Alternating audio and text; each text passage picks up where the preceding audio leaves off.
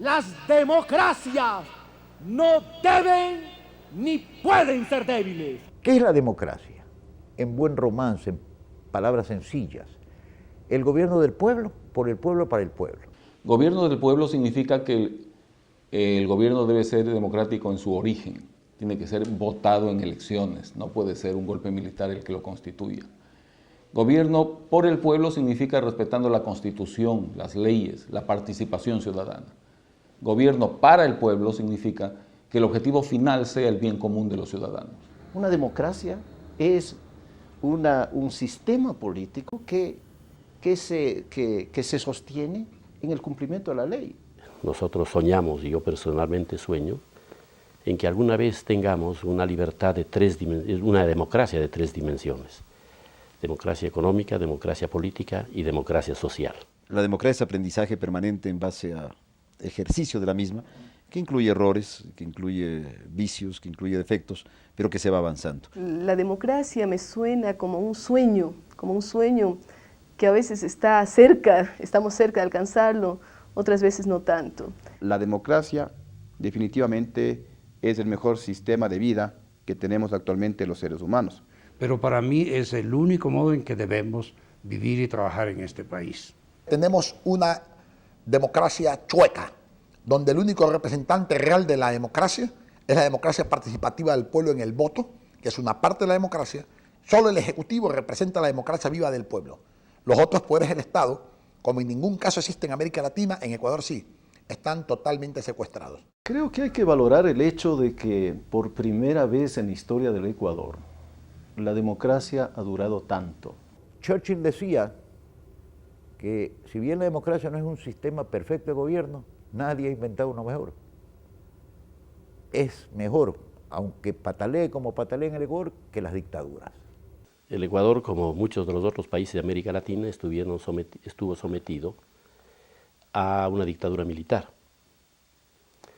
al fin de la cual los propios gobernantes ofrecieron al país lo que llamaban el retorno hacia los cauces constitucionales.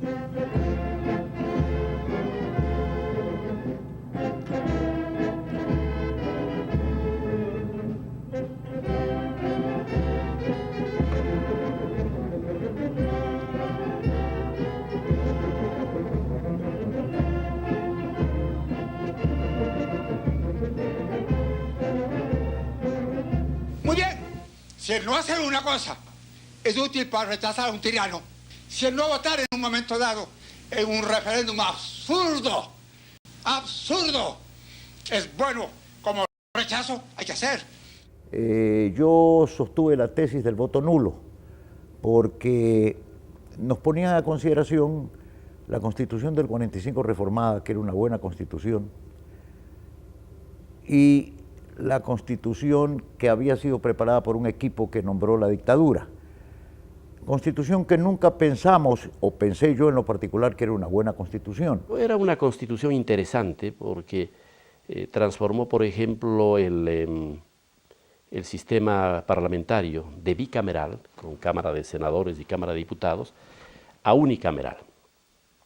Eso nos pareció en aquel tiempo que podría ser un remedio para la ineficacia del Congreso, pero mirando retrospectivamente hemos llegado a la conclusión de que no lo fue. Yo creo que el país nuestro, al igual que muchos otros países, debe tener una doble cámara. Que en mi opinión es un Congreso mucho más eficiente, porque mientras la Cámara del Senado, que está compuesta por gente mayor, se dedica a legislar en función de los más caros intereses del país, la Cámara de Diputados hacía esencialmente política.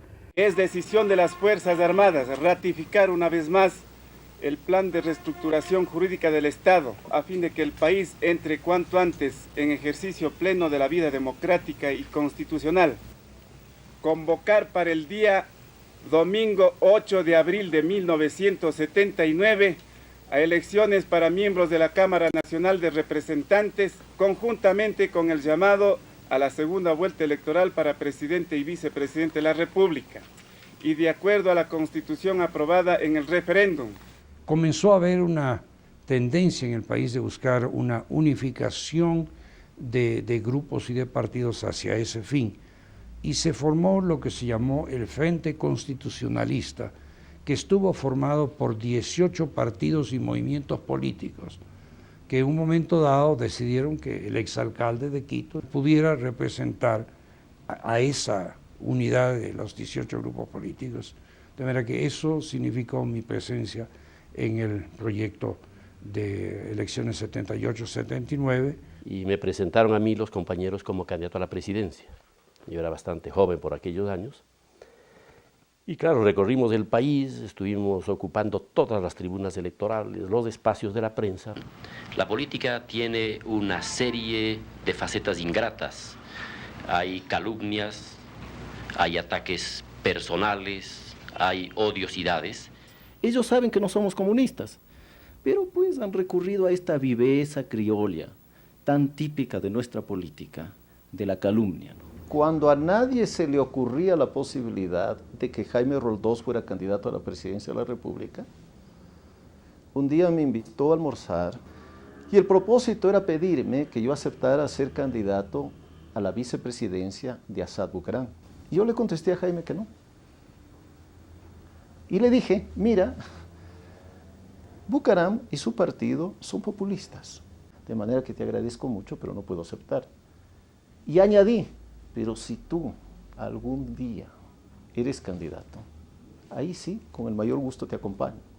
Y podemos tener la seguridad que con su triunfo harán un gobierno en beneficio de todas las clases sociales y económicas del país.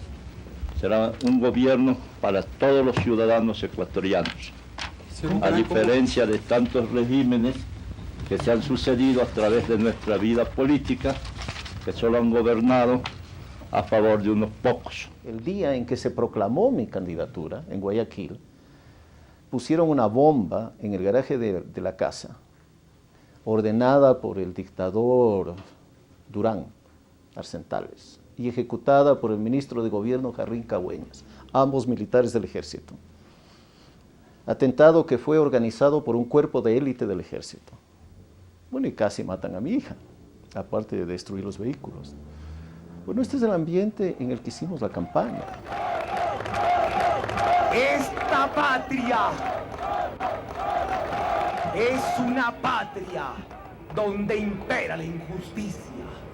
Sabed qué es lo que reclaman en el Ecuador de 1978 los moradores de la mayor parte de los pueblos ecuatorianos.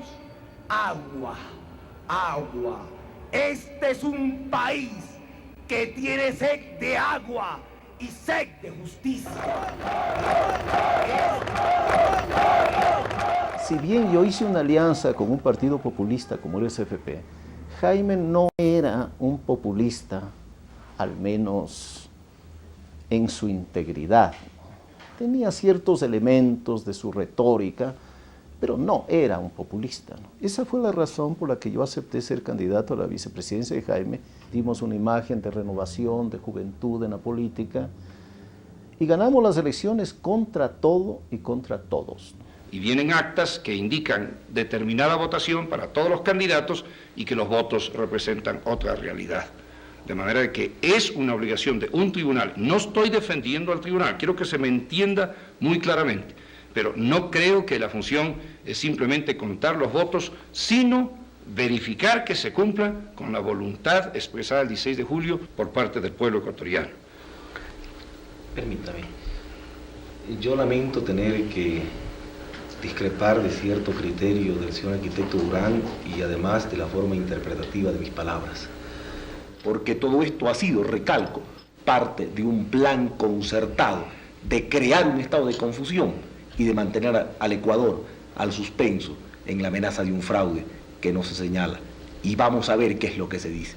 Pero categóricamente yo sí puedo decir con toda claridad que en el Ecuador este proceso electoral controlado por la dictadura, un proceso dirigido por la dictadura, un Tribunal Supremo Electoral designado por la dictadura, tribunales electorales provinciales designados por el Tribunal Supremo Electoral de la dictadura, juntas receptoras designadas por los tribunales provinciales electorales, coordinadores que controlaron la votación en la provincia del Guayas, en la provincia de Pichincha, designados por los tribunales provinciales del Tribunal Supremo Electoral de la dictadura, miembros de las Fuerzas Armadas que estuvieron en cada registro electoral, es decir, un control absoluto de la dictadura del proceso.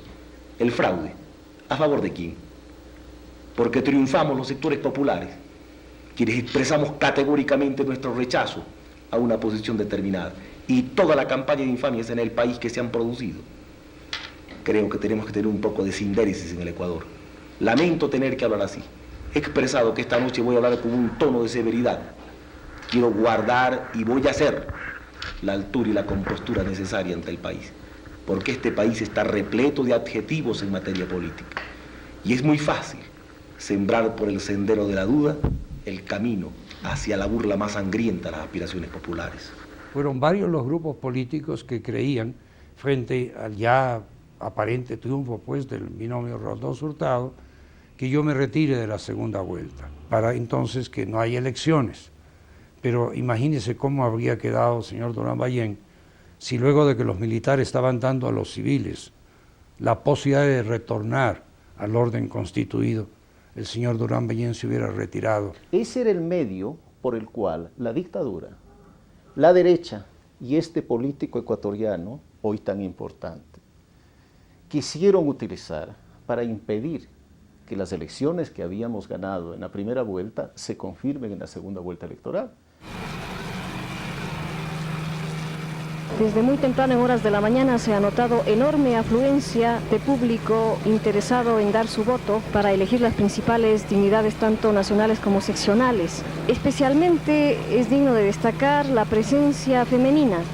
Las colas correspondientes a las mujeres son sumamente largas, en muchos casos más que la de los hombres. Los resultados que hasta este momento se conocen en el país no hacen sino ratificar lo que ya habíamos nosotros anunciado al país, la victoria contundente del pueblo ecuatoriano. Mi gratitud para el pueblo de mi patria, mi gratitud para los humildes del Ecuador que han dicho el día de hoy, ahora le toca al pueblo.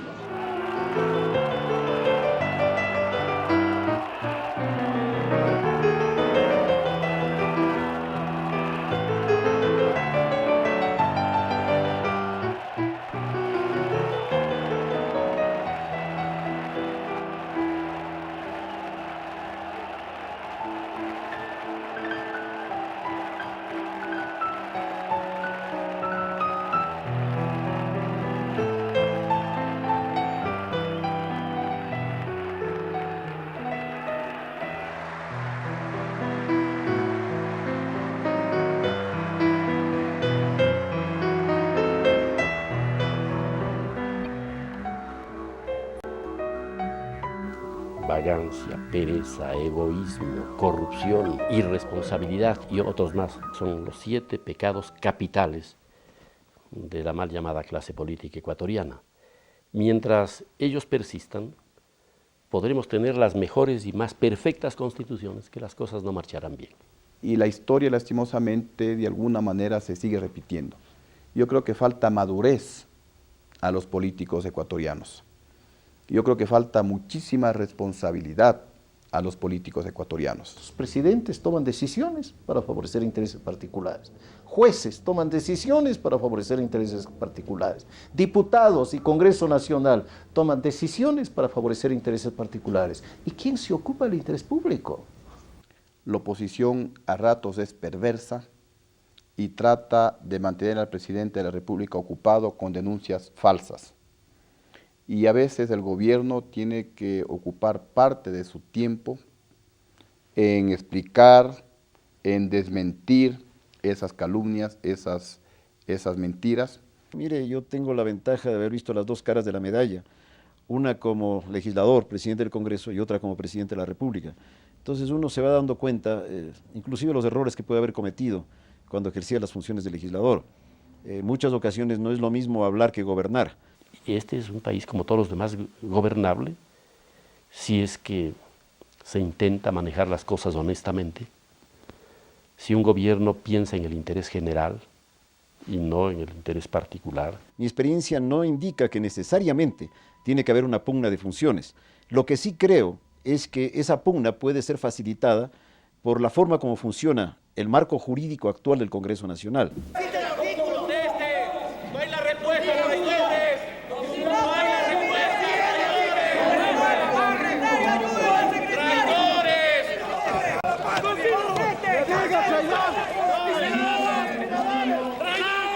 ¿Qué pasa, pues? ¡Voy a respetar a los legisladores, pues!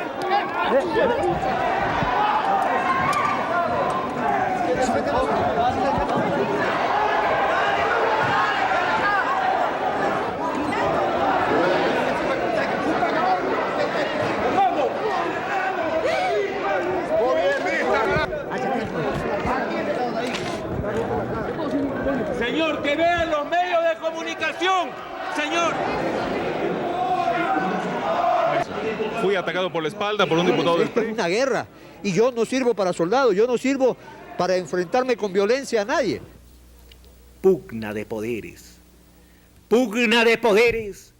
comenzada por esa mayoría parlamentaria que quería mantener sometida a la función ejecutiva del Estado, que el presidente de la República hiciera lo que esa mayoría, de acuerdo a sus arreglos y componendas, quisiera que actuara el presidente. Yo lo dije el 10 de agosto, lo dije en el proceso electoral, que solo tenía un gran compromiso. Ustedes, compatriotas, el pueblo ecuatoriano. Había pues oposición al presidente Roldós y entre la oposición estaba yo. El presidente Roldós nos había calificado como los 7 patriarcas de la componenda. Al grupo de políticos que le hacíamos oposición, ahí estaba Carlos Julio Arosemena, Asad Bucarán, Otto Arosemena, Raúl Clemente Huerta, el coronel Rafael Armijos, el negro Hurtado y yo. Yo desafío, si el momento se torna oportuno, a aquellos que pretenden sepultar a un gobierno popular, ir ante el pueblo ecuatoriano. Y estoy convencido que en un plebiscito popular le damos 5-1 a los enemigos del pueblo ecuatoriano. Cabalgando en una nube rosada en el firmamento, sueña que es más poderoso que Cassius Clay. Nos desafía un plebiscito. Ojalá, señor, el doctor Roldós meta los pies en el cepo. El ministro Feró había sido muy duro en su accionar político y tuvo un serio enfrentamiento con nosotros los legisladores. Y se dio el caso de las muñecas de trapo. Yo hice una investigación, discutimos entre los que nos llamábamos los patriarcas de la componenda y ellos me escogieron a mí, que era el más joven de ellos, para que lleve adelante el juicio político. Me preparé bien. Solicito se llame a juicio político al señor ministro de Gobierno, para cuyos efectos pongo en sus manos a través de Secretaría el pliego de preguntas que tendrá que contestar el ministro de Estado. Logramos hacer la mayoría para destituir al ministro Feró y gané el juicio político. Varios ministros de Estado fueron destituidos cuando yo era presidente. Acepté. me pareció injusto, pero acepté. Y muchas otras decisiones que se tomaron en el Congreso Nacional cuando era presidente, acepté. Volvamos al comienzo de la entrevista. Aquí tiene usted otro ejemplo. ¿Cómo puede funcionar la democracia en un país en la que un presidente cerca al Congreso Nacional y a la Corte de Justicia con tanques de guerra? ¿Cómo puede funcionar la democracia? Yo no puse tanques, mi querido amigo, como hoy día dicen. Jamás puse tanques. Yo con la policía impedí que suban a la Corte Suprema de Justicia los jueces que inconstitucionalmente habían sido nombrados por el Congreso. ¿Es culpa de la Constitución? No, es culpa del presidente. Como es culpa del infractor de tránsito pasarse el semáforo en rojo. No es culpa del semáforo, es culpa de la ley de tránsito. La Corte había sido nombrada para un periodo fijo de 4 años. Y ese periodo fenecía 1 año y pico después de que yo asume el poder en agosto del 84, pero al Congreso le dio la gana por hacerme oposición de nombrar una nueva Corte Suprema de Justicia. Y yo exigí, entonces la Constitución decía que uno de los deberes del presidente era respetar y hacer respetar la Constitución. Yo exigí que se cumpla con la Constitución, que se le permita a esa Corte terminar su periodo. Siempre ha querido controlar la justicia, siempre. Y no le gustó la designación que hizo el Congreso Nacional de la Corte de Justicia. No le gustó. Eso fue un episodio que no fue grato para el país, hay que reconocerlo. Así que nosotros criticamos duramente esa conducta en su momento. Si bien es cierto que estuvimos, claro, en la militante oposición al gobierno del ingeniero Febres Cordero. Fueron 4 años que no pude dedicar el 100% de mis esfuerzos a trabajar por los intereses del país, sino que tuve que dedicar un alto porcentaje de mi tiempo a evitar que el Congreso me tumbe, porque tuve conspiraciones permanentes que culminaron con el famoso secuestro de Taura, que fue dirigido desde el Congreso Nacional. Yo te bautizo en el nombre del Padre y del Hijo y del Espíritu Santo. El mismo le unge con el crisma de salvación para que entre a formar parte del pueblo de Dios. Recibid la luz de Cristo. A ustedes, padres y padrinos, se les confía. Y más allá de que la familia Vargas Paso, que es una familia de origen manabita, me había apoyado políticamente a mí. Yo había tenido problemas con el general Vargas, Fran Vargas. Los problemas nacen cuando yo me niego a ascenderlo a general del aire. Fue una reacción de ciertos sectores militares contra el autoritarismo y contra el tratamiento que se dio por parte del presidente de ese tiempo a un caso concreto de un oficial que había insurgido. Venga el presidente de la República que debe renunciar y entregar en forma democrática al vicepresidente o al Congreso Nacional, o que se conforme un gobierno civil militar.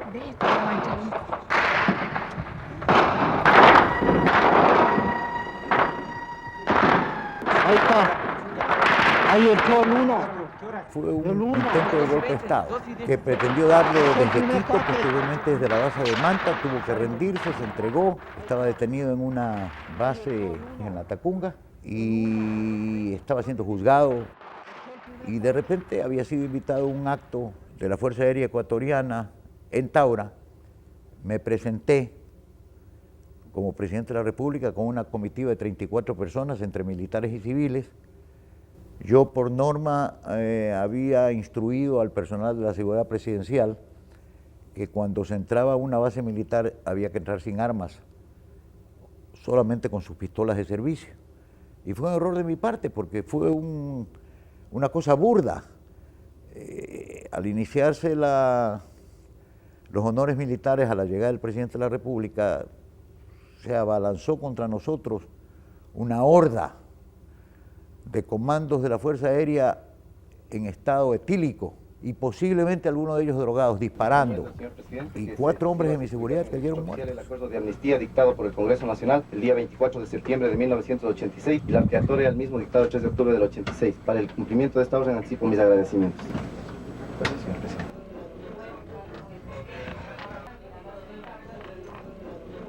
Y mire cuáles fueron las consecuencias. Revuelta militar, prisión del presidente de la República Y después le hicieron firmar al pobre presidente asustado todo lo que le pusieron delante. Firmaba nomás el ingeniero Febres Cordero. Entonces, ¿qué es lo que ellos quieren oír de mí? Sus condiciones. ¿Ah? Sus condiciones de... Usted está haciendo verdad. Tengo que apretar, ¿no? Sí. A ver, ¿con quién hablo? Está hablando aquí Coronel Granja, señor presidente. Adelante.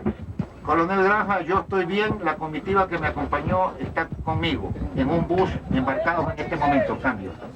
Sí, señor presidente, yo espero alguna disposición suya ya cuando salgan de acá para que ustedes... Fue un intento, yo sostengo hoy día, de asesinarme. No me asesinaron porque Dios es grande y no me tocó el día. Pero la prueba está que cayeron 4 hombres de mi seguridad de golpe muertos y uno posteriormente. Yo creo que fue terrible haber perdonado a los indultados, a los asesinos de Taura. Asesinos. Es curioso esto, pero precisamente para no producir falsos líderes, si yo mantenía los comandos de Taura detenidos, hubieran pasado a ser mártires y líderes. Para evitar que se conviertan en héroes, poniendo en libertad a quienes asesinaron a soldados ecuatorianos, me parece una explicación muy pobre. De manera que ellos salieron libres, se acabó ese problema. Lo mismo que hubiera pasado si manejaban de otra manera la cosa del 21 de enero. Yo creo que la ley es para todos, no hay excepción. Y el haber perdonado a los comandos de Tauro generó el 21 de enero. Y respecto de las fallas graves que puede haber tenido el gobierno de Maguad, porque quien tumba a Maguad no es el pueblo. A Maguad lo tumba un grupo de indígenas apoyados por el ejército. El problema de algunas organizaciones sociales en el Ecuador es que no han sido consistentes con la democracia. No han respetado las instituciones democráticas. Creo que una cuenta mayor que tiene el movimiento indígena con la democracia es haber proclamado una dictadura y haber formado parte de esa dictadura, precisamente con el coronel Gutiérrez. Prácticamente el 100% de la población ecuatoriana tenía una indignación contra esas decisiones que se habían tomado. Y por eso creo que hubo este apoyo mayoritario de los elementos militares y también de la sociedad ecuatoriana. Un presidente solo puede ser cambiado y destituido por las causales señaladas en la Constitución. Cuando esas causales se las adorna, se las enmascara, se las maquilla para tratar de hacer coincidir una situación con una norma constitucional que no coincide, entonces estamos luchando por mantener una apariencia democrática, pero podemos estar afectando sus bases. No hubo en nuestro concepto un golpe de Estado y por eso muchos lo llaman una rebelión, una sonada militar.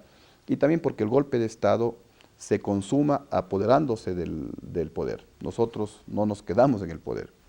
Creímos cumplida nuestra misión histórica y nos retiramos. En el caso del 97, el Congreso dio el golpe de Estado y se quedaron pues en el poder. Y claro, violaron la Constitución. Usted me pregunta a mí, ¿usted cree que quién lo tumbó a Bucaram? Yo le repregunto a usted, respóndeme si es cierto o no es cierto. ¿Violaron la Constitución al tumbar a Bucaram, sí o no?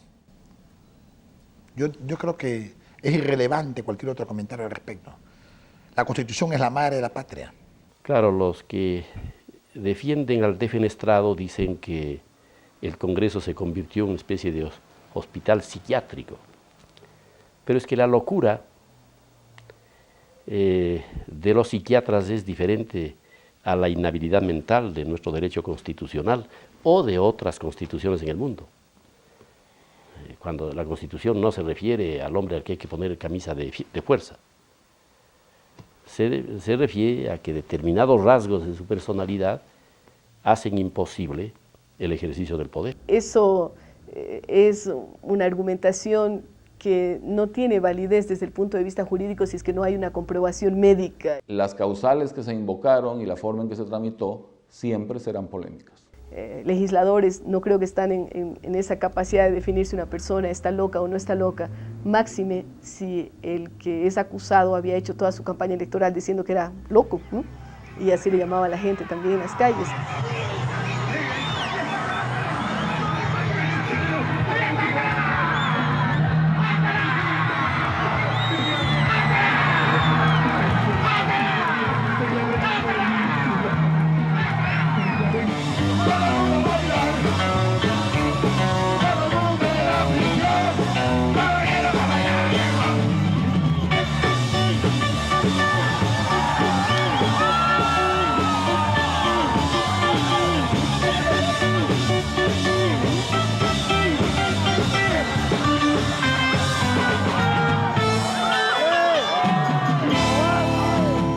Yo creo que había buenas propuestas. Desde el punto de vista económico había propuestas importantes. Sin embargo, yo creo que a veces los mandatarios se sienten por sobre el bien y el mal. Yo creo que eso ocurrió con Bucaram. Un gobierno alocado desde todo punto de vista, que no tenía límites en su accionar, ni ley que lo contenga en cuanto a los impulsos del presidente de la República.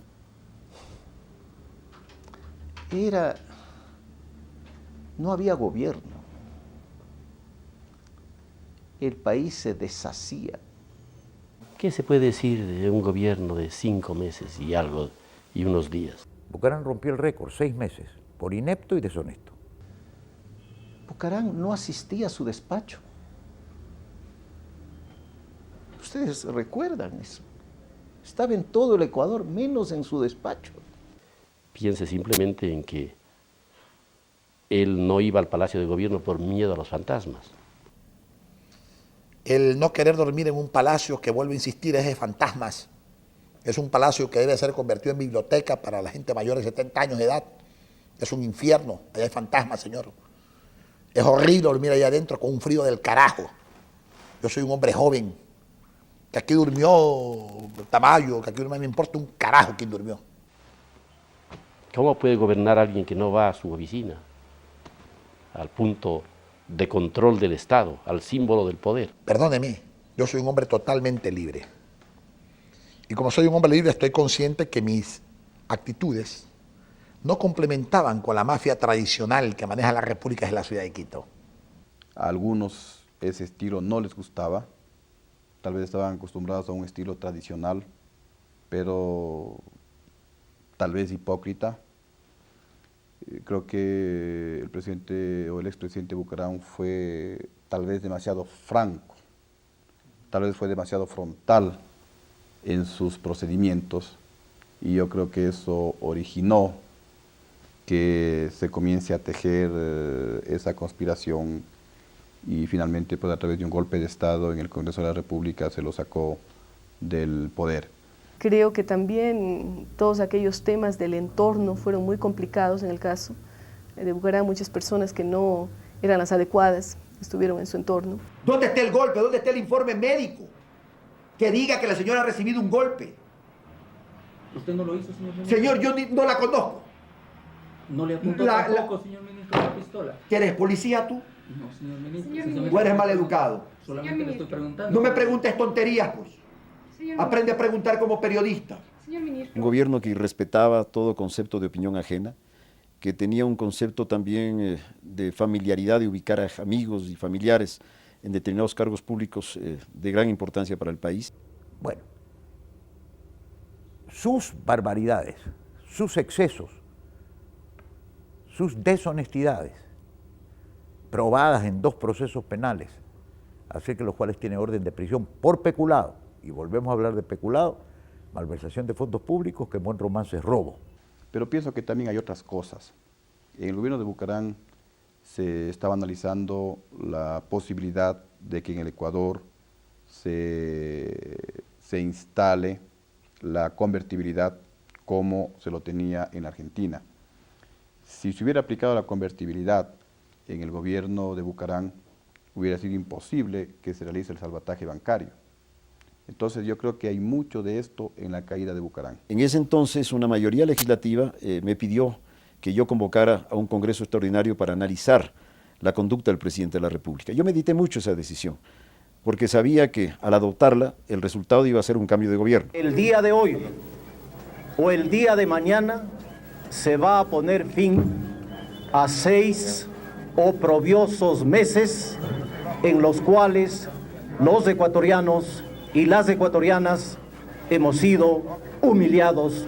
Para pedirle a usted, señor presidente, la convocatoria de un congreso extraordinario en el cual se analice la profunda crisis económica, social y política que vive el Ecuador. El mensaje que nosotros traemos al Congreso Nacional es el de la destitución por incapacidad mental y emocional debidamente probada para ejercer la presidencia de la República.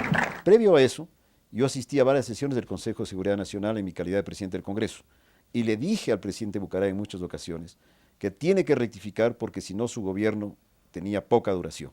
Nunca hizo caso. Y yo mencioné que la situación se estaba dando de una forma que hacía prever que el desenlace podía ser grave, y él, yo creo que tenía asesores que le decían que no pasaba nada, ¿no? Y que así como, y él me lo mencionó, así como Roldós tuvo huelga nacional, Hurtado tuvo huelga nacional, todos los presidentes tuvieron huelgas nacionales, y él dijo, y siguieron gobernando, ¿no? Los líderes políticos y el doctor Fabián Alarcón. El abogado Jaime Nebot junto al doctor Rodrigo Borja. Por aquí todavía en el ambiente se puede sentir.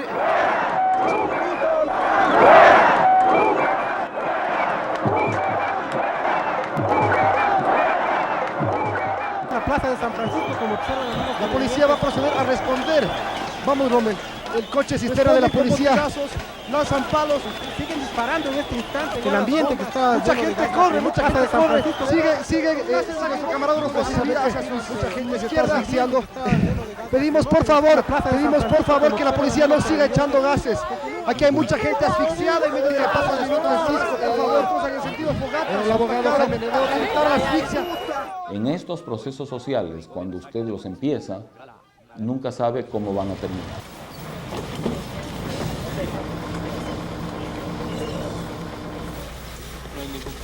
En las dependencias de la vicepresidencia había un cerco policial y un cerco militar muy fuerte.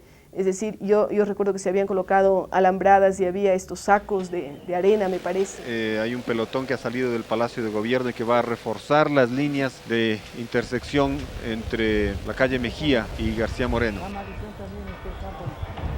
Nosotros estamos informando en vivo y en directo desde la Plaza Grande. En este momento hay detonaciones. Se está tratando de impedir que los manifestantes se tomen el Palacio de Carondelet. Tenemos entendido que el abogado Abdalá Bucaram sigue apostado en el Palacio. Ya me habían metido bombas lacrimógenas, me habían querido matar en la presidencia. 30, 40 bombas lacrimógenas dejando bala al Palacio. Eso no lo presentaban, incendiando todas las alfombras. Y el día anterior cambiaron 150 hombres de seguridad y pusieron 150 rangers de 2 metros. No sé dónde salían 150 hombres de 2 metros en el Ecuador. Unos gorilas terribles, apuntando con rayo láser a la cabeza del presidente de la República. Yo estuve secuestrado por parte de este cobarde Paco Moncayo. Nuestra posición es absolutamente apolítica. Por la fuerza de las circunstancias, es una posición neutral, es una actitud profesional y esperamos que sean ustedes, ecuatorianos, los que la juzguen también como patriótica.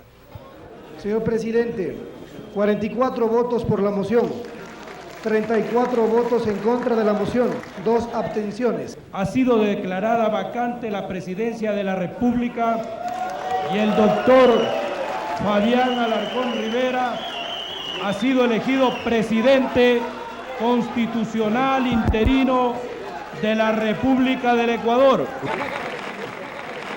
Por eso acepto el encargo que ustedes me han dado. Por eso acepto el encargo del pueblo ecuatoriano. Y sorprendentemente nombran un presidente interino. Primero, en el Ecuador, en la Constitución, ni en esa Constitución, ni en la actual, existe la figura del presidente interino. No existe, simplemente no hay un presidente interino. Luego existe un orden específico en el que, en caso de ausencia temporal o definitiva del presidente de la República, tiene que sucederle, y la primera persona es el vicepresidente de la República o la vicepresidenta, como en este caso. En conversación que mantuvimos con él hace un instante, nos ha señalado que el doctor Fabián Alarcón no podrá ingresar a la casa presidencial, no podrá ingresar a Carondelet, sino que tiene que pedir una autorización al Comando Conjunto de las Fuerzas Armadas. Las instrucciones que él ha recibido, el señor jefe de la Casa Militar, son de no dejar pasar a nadie aquí al Palacio de Carondelet. A eso de las 7:15 nos llegó la primera noticia de que se apagaron todas las luces del palacio. Quienes nos rodeaban creían que eso significaba que Bucaram había abandonado el palacio. Yo decía, no, eso debe ser una estrategia muy hábil para defenderlo, porque ellos están en la oscuridad y nosotros en la claridad. Entonces es una táctica muy hábil de defensa al palacio. Pero 10 minutos después nos llegó otra noticia, que ya le vieron salir a Bucaram por la puerta de atrás del palacio y fugar. Tengo el derecho de exigir al Ecuador. ¿Hasta cuándo? ¿Hasta cuándo me molestan? ¿Hasta cuándo oligarquías me han provocado y me han encontrado? Cuando Bucaram ya es defenestrado, el país no puede quedarse sin cabeza. Y yo asumí la presidencia de la República por derecho constitucional. En la que se le encarga temporalmente la presidencia de la República hasta que el Congreso Nacional elija al nuevo presidente constitucional interino al tenor de dicha resolución.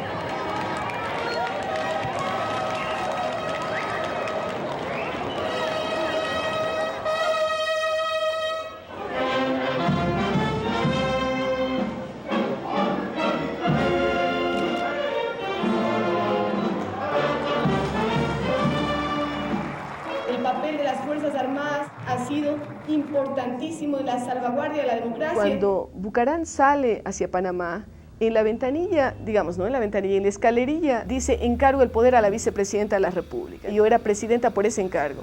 Era presidenta porque había asumido por derecho propio. Y también el Congreso decide encargarme el poder. Si en un momento había 3 presidentes, en otro momento yo era presidenta por 3 nombramientos, diríamos así. Me voy en condición de presidente de la República. Voy a pelear fuera del país y dentro del país. Yo inclusive firmé algunos decretos nombrando algunos ministros de Estado, nombrando algunos colaboradores, hasta cuando se produce una sesión en el Congreso donde vuelven a elegir a Alarcón como presidente de la República y me ratifican a mí como vicepresidenta de la República. Señores embajadores de los países amigos acreditados en el Ecuador, señor general jefe del Comando Conjunto de las gloriosas Fuerzas Armadas Nacionales,